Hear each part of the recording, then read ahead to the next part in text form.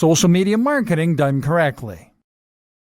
Social media marketing is one of the hardest aspects of internet marketing for a new business to understand, but it's also the one that makes the biggest difference in many cases once it finally clicks. The aim of social media marketing is not only to get your articles seen by lots of people, but also to create a community around your brand. It is to talk directly to your audience and to get them to trust and like you. You need to make them think of you as a friend or as a trusted company that they can get behind and rely on. Your aim is to use social media as it is designed to be used as a communication tool. The problem is that so many internet marketers and small businesses see it instead as nothing but a podium for their marketing. They post things like, "Try our new product today," and "Find out why we're the best in the business," and wonder why engagement is low. Would you bother to follow a Twitter account if that was all it ever posted?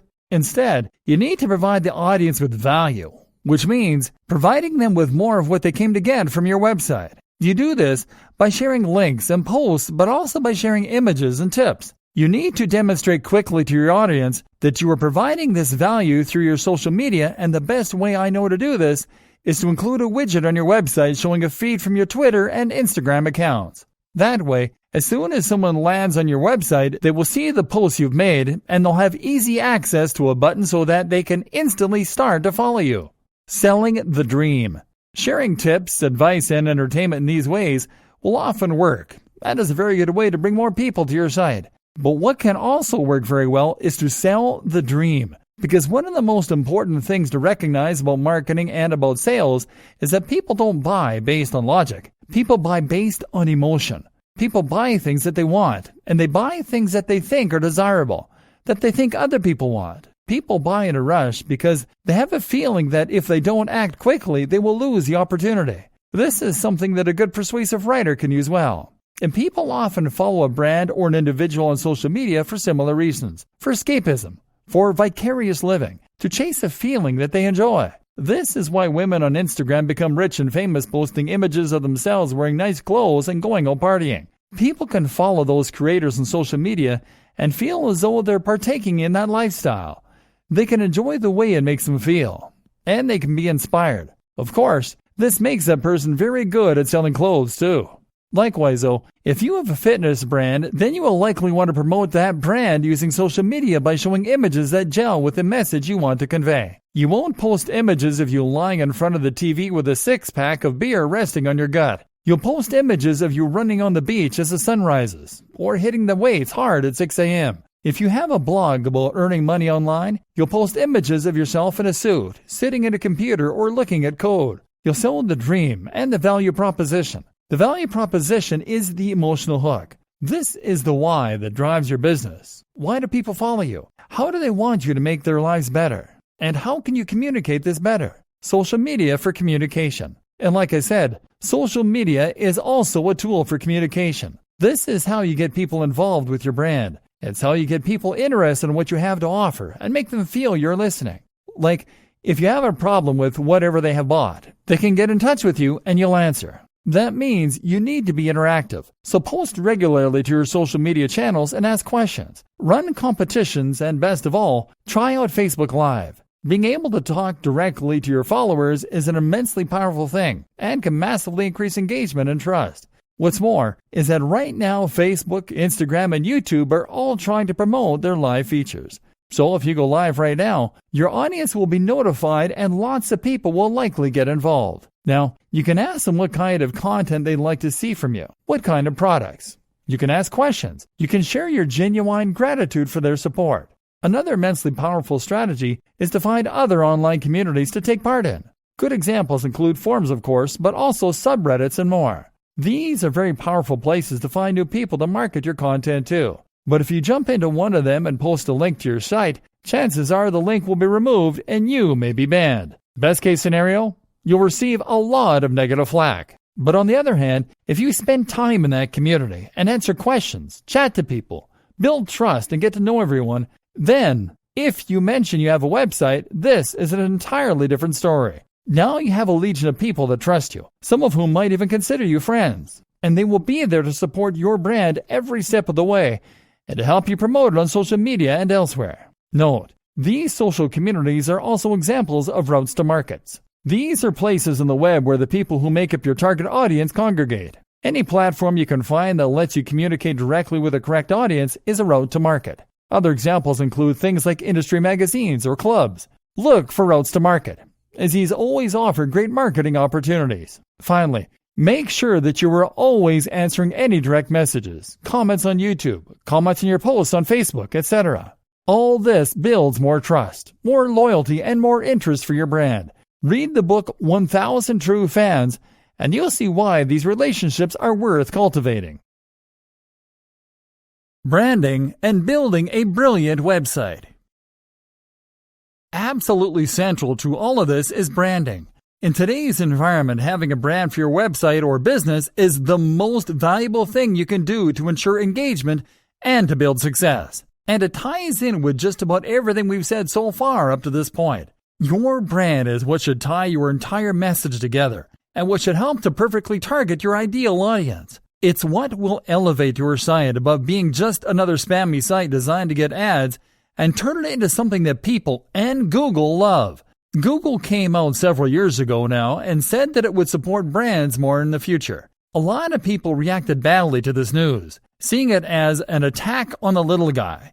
The assumption was that Google would now be a big fan of sites like Coca-Cola and not care about smaller, unknown creators. That's not the point at all. Small brands are fine. Personal brands are fine. Brands that use your name. What's not fine is calling your website something like ways-to-gain-abs.com. That's not a brand. That's a keyword. That's you making it abundantly clear to Google and your prospective visitors that you don't care about the quality of your work. You don't have professional pride. You have a tool for making money.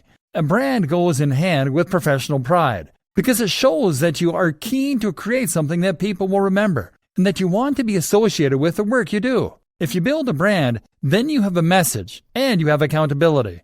Think about it. All of the top websites that you visit currently have a strong brand. They likely have a great logo, their own style, a strong design language throughout their website. They know what they are, and they know who they're for. And this comes across in the quality of their layout, in the cohesion across their social media, all with the same username, the same logo, and the same ethos, and in the little touches like their video's background music and their bottom thirds. This is what makes something memorable and professional, and this is what you need to do as well. How do you create a brand? Creating a brand doesn't mean creating a logo. A logo is just one aspect of a brand, and it's not what comes first. What comes first is a mission statement. A mission statement is a phrase belonging to a business that says what it's all about. This should explain what, how, and why. What do you make, sell, or do? How do you do it differently? Why do you do it? I highly recommend watching Simon Sinek's excellent TED Talk on the Golden Circle at this point. It's called How Great Leaders Inspire Action. Most companies will think about the what. We make hats. We design websites. We provide legal advice. Many will think about the how. We use the best materials. We outsource to China. We resell, but with a value add. But the why is what matters most. This is the motivation that spurred you on to get involved in the business in the first place. It is what makes you get out of bed in the morning. And it's once again why you cannot have a successful website or business in a niche or industry that you don't truly care about. So, if you have a restaurant, maybe your why is because you want to introduce the world to healthier, cleaner, and more responsibly sourced food. If you have a website about fitness, maybe your why is because you want to inspire the feeling of accomplishment in your audience. Whatever the case, you need to understand this because it is what will give you your value proposition. It is what will give you your design language. And it is what will create your marketing opportunities for you. This will also allow you to find your buyer persona. This is your ideal customer. And through a combination of surveying and of thinking about your brand, you will be able to draw them up. Now, you need to ensure that your strategy is aimed at this person. It is a huge mistake to make a website that you want to be for everyone. If you do that, then it won't be particularly interesting or inspiring to anyone. The key to remember is to make people into real fans. Remember, content marketing and new SEO are about the quality of your followers, not the quantity. You want engagement. Ask yourself, is yours the kind of brand that someone can be a fan of? People just don't know about Apple. They are fans of Apple. People are fans of Tim Ferriss. They like what these brands stand for. They feel they know them. They want to associate with them. To get to that point where your site is inspiring to people, you need to stand for something other than getting clicks on your AdSense, web, and logo design. With all that decided, you can now go about designing your logo and your website. The logo should be simple, it should be minimal, and it should be versatile. This logo will be used across all your social media, on your website, etc. You need to avoid being cliché while at the same time making it clear what your site is about and who it is for. In an ideal world, the combination of your logo and company name should be enough on their own in order to let the right people know that your brand is for them. If you're struggling for ideas, try making a mood board. This is a collage made up of images, logos, site designs, and more that you like the looks of. Looking at these can help a lot to give you a kind of direction for your brand. If you put them all together on the page, you can then start to get ideas for unique ways of combining them, and that will give you ideas for your own design. Actually, build the logo using Adobe Illustrator. This creates vector files, which are files that can be resized to any degree without losing any of their quality, and which can be edited as well. JPEGs, PNGs, and GIFs are not portable or flexible enough for your uses. So that is another thing I want you to learn. I want you to learn to use Illustrator and to make good designs. Like videography and photography, this is a skill that will elevate you above spammer and into content developer. That's when you start to become highly in demand. WordPress. Finally, the website itself should be built using WordPress. This is a free tool used by over a quarter of the websites on the net, including many of the biggest brands. It is highly customizable. There is massive community support, and it is completely free. You can install new plugins with a single click to add more functionality, and you can install new themes in just the same way too. And by doing all these things, you'll be able to make sure your site meets all of the requirements we've learned about over the course of this training. That means being able to implement AMP, accelerated mobile pages, with a single plugin for instance, being able to install a theme, and know your site will have a responsive, mobile-friendly layout, or being able to apply ad semantic markups. Using WordPress means using a tried and tested tool that has helped countless others to become highly successful. There's no good reason to introduce more elements of confusion into the mix, or to make life harder for yourself by using a tool with less support that requires you to implement these features yourself. Your strategy. We've covered an awful lot here, but we still haven't covered everything. Not by a long shot. We haven't even touched on email marketing, for instance. Nor have we discussed how to go about conquering YouTube. We haven't really dived into good grammar, etc. for your blog posts. But this is about the bigger picture. This is about strategy. I hope you've learned enough to now understand how internet marketing works and what you need to do. It's about having a solid brand, one that people can get behind and feel excited for. It's about having a great logo, a modern web design, and content that is unique and exciting. If you can do all of that, then you can create a brand that will inspire and create true fans and that Google will like too. It's about expanding your own skills to create wonderful multimedia content and branding. It's about being able to make videos, to understand the psychology of persuasive writing, to sell the dream through your social media. Develop your skills.